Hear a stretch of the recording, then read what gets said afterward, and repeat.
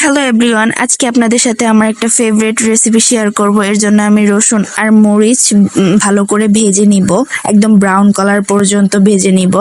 তারপর এখানে একটা সস ইউজ করব। এই সসে ছিল গুঁড়া দুধ, চিনি, soya sauce, tomato sauce, chilli sauce আর ম্যাগি মশলা। এরপর একটু ভালো করে কষানো হয়ে গেলে এখানে একটা ডিম অ্যাড করে নিব আর ডিমটাকে ভালো করে মিক্সড করে নিব। আর এই রেসিপিটা খেতে অনেক ভালো লাগে, আপনারা ট্রাই করে দেখতে পারেন। একটু নতুন ভাবে স্প্যাগেটি রান্না করে খেতেই পারেন, এভাবে অনেক ভালো লাগে, খেয়ে দেখবেন। আর আমি ভালো করে ডিমটাকে মিক্সড করে নিচ্ছি। এখানে সুন্দর করে মিক্সড করে নিতে হবে, না হলে ডিমটা এক জায়গায় দলা পাকিয়ে যাবে। তারপর ভালো করে মিক্সড করে নিলাম আমি। এরপর আমি স্প্যাগেটি আর পাস্তা একসাথে সিদ্ধ করে রেখেছিলাম, এগুলা আমি ভালো করে দিয়ে দিলাম।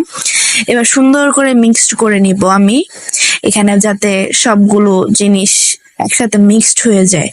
এবার ভালো করে মিক্সড করতে হবে, না হলে এটা খেতে ভালো হবে না, কারণ এক জায়গায় মশলা। এবার আমি আমার জন্য একটু দুধ চা করে নিলাম। সকালবেলা দুধ চা না হলে আমার একদমই চলে না।